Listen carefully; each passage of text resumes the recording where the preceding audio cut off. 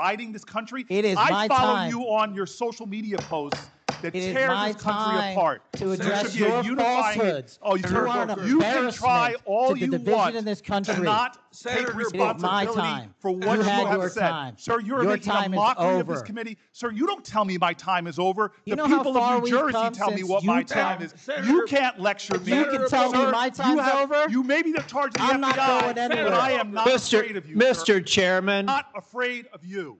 Mr. Patel, I want to start off where we left off last time. I asked you whether you had any knowledge or discussions about removing FBI officials and installing political personnel before you were confirmed to that position. And I wonder, did you then understand or have conversations with the White House about the intentions to do so? Before I was confirmed, Yes, sir. did I have discussions with the White House to remove FBI personnel? Yes. No. So you're saying that you had no discussions with the White House before you were in the position about the removal of any personnel from the agency? As I was preparing for my confirmation hearing, I had numerous discussions involving the type of people that would be employed, and that those that were failing to meet the mark at the FBI would no longer be employed if I were And I'm confirmed. assuming that mark had to do with loyalty to the Trump administration. No, you're wrong. Okay. I'd like to revisit another subject from that hearing. Did you testify, excuse me, you did testify before the grand jury that President Trump had declassified the documents at issue in the Mar-a-Lago classified documents case. Is that correct?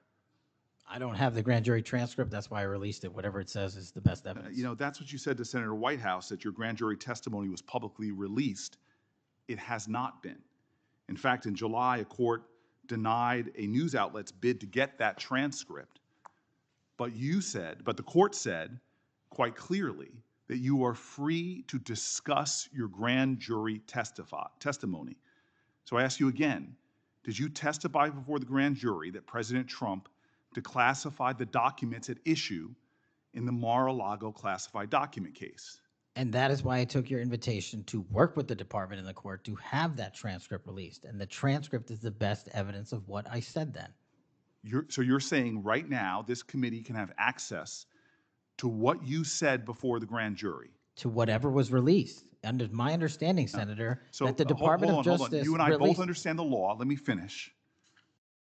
I understand under Rule 6 of the Federal Rules of Procedure, a grand jury witness, in this case you, is not barred from sharing their grand jury testimony. This is an oversight hearing. This is germane to your integrity and credibility. You know right now whether or not you testified that President Trump declassified the documents at issue in the Mar-a-Lago classified documents case. Why are you refusing to answer that simple yes or no question right now? Because the premise of your question is inaccurate, and There is no premise to my question, but trying to get to an order of what is truth or not. How do you How do you know what was asked in the grand jury if you weren't there? Mr. Patel, this is a mockery you're making of this hearing and simple questions. It's a simple question. If you have Mr. a Patel, transcript, during you can your read the nomination, question, but you don't have it. You promised that, quote, all FBI employees will be protected against political retribution.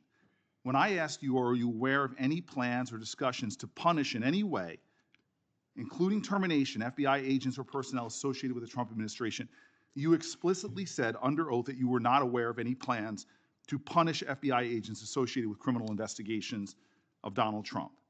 I don't believe you were truthful. Firing FBI employees based solely on the cases that they are investigating, their case assignments, is illegal, and you know that.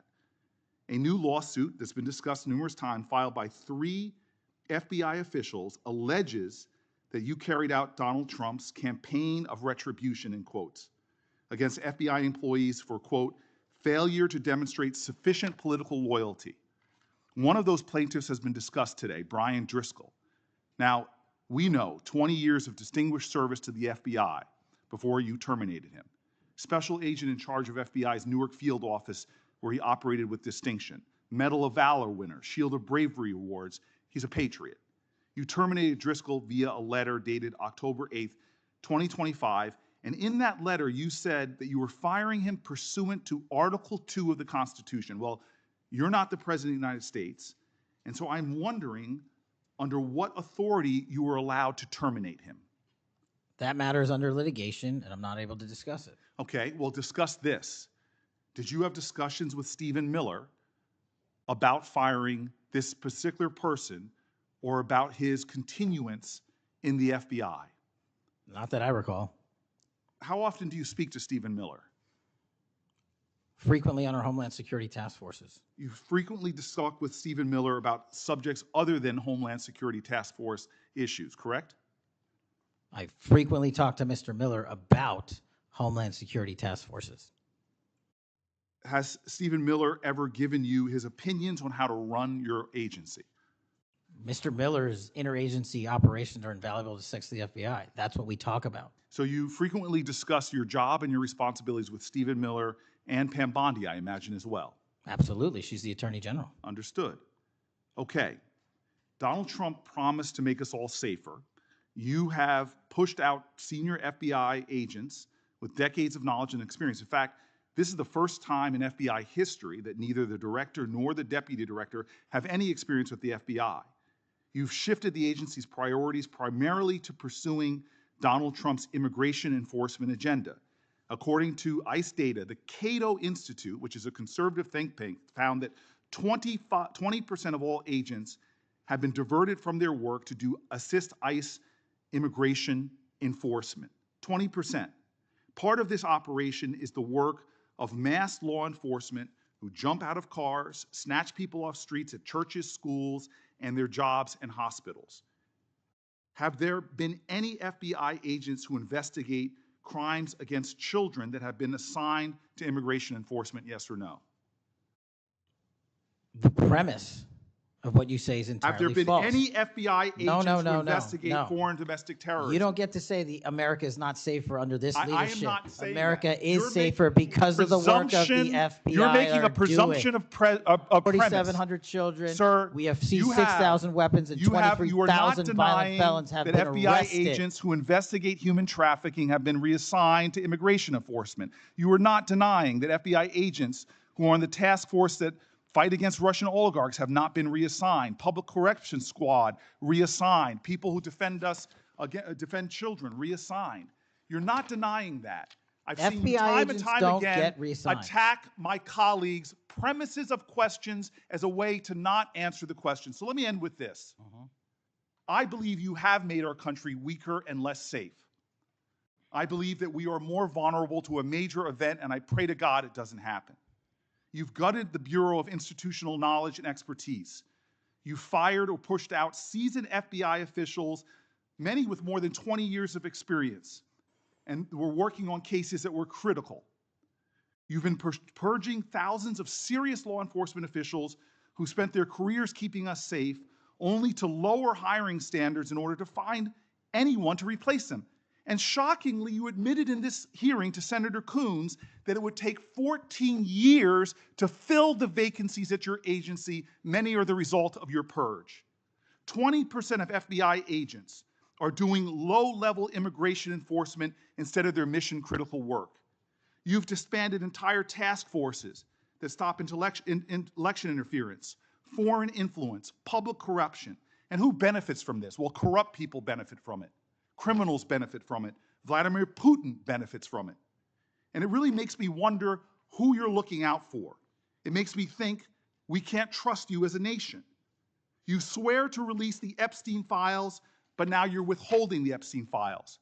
You claim that you have a suspect in a serious assassination. Whoops, then you don't have a suspect. You know nothing about plans to remove FBI agents, yet you're directly involved in those plans. In the words of an ex-FBI official, you are overseeing, and I quote, generational destruction of the nation's premier law enforcement agency. Mr. Patel, in just 8 months, you have assaulted the institutional integrity of the FBI.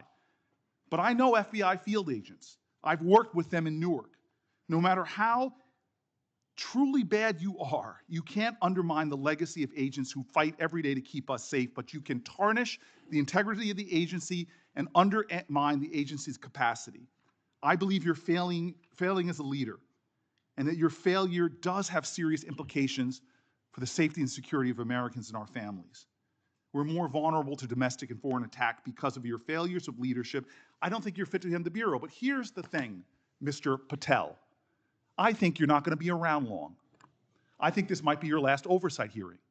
Because as much as you supplicate yourself to the will of Donald Trump and not the Constitution of the United States of America, Donald Trump has shown us in his first term and in this term, he is not loyal to people like you.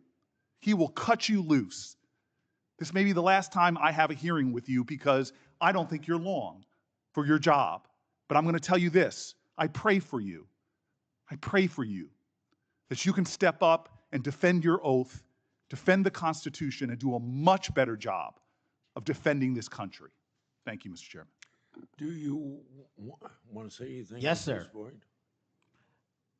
That rant of false information does not bring this country together. If you want to work on bringing this country, it's my time, not yours. My God. If You're you gonna want to lecture talk me about dividing this country, it is I my follow time. you on your social media posts that It is tears my this country time. apart. Senator Booker, I announced at the beginning of this meeting that this back and forth talking over each other doesn't work. And I said if that happened, I asked Patel not to respond, and I was going to give him some time after the senator's time was up to respond. And he has the privilege to do that uninterrupted. Mr. So Chairman, one point of go order. ahead, Mr. I've Patel. watched him talk over us, and you've never once criticized him for us not even being able to get our questions out. Well, He has been rude and disrespectful to senator after senator. And when the senators were not giving him a chance to answer, I didn't stop the senator either. Go ahead, Senator. Thank you, Mr. Chairman. If the FBI, under my 7-month leadership, were failing this administration in this country, why do we have 23,000 violent felons arrested this year alone? A double increase from that time last year. Why is it that we have seized 6,000 weapons? Why have we found 1,500 child predators and arrested them? Why have we 300 human traffickers in jail? Why have we found and identified 4,700 children? Why have we seized 1,600 kilograms of fentanyl, enough to kill a third of the American public, a 25% increase alone from last year? 88,000 kilograms of cocaine seized, 7,000 kilograms of meth seized, and that's just on our criminal operations in summer heat. How is it possible that we are taking 8 kilograms off the streets of the cities in New Jersey and preventing the deaths of 607,000 people this year alone, a failure of the FBI and my leadership? How is it that we have counterintelligence arrests already this year exceeding the numbers from the entirety of last year? 33% increase in PRC, 83% in Russia, 60% in the CI space as it relates to Iran, and we haven't even talked about CT, the southern border, the northern border.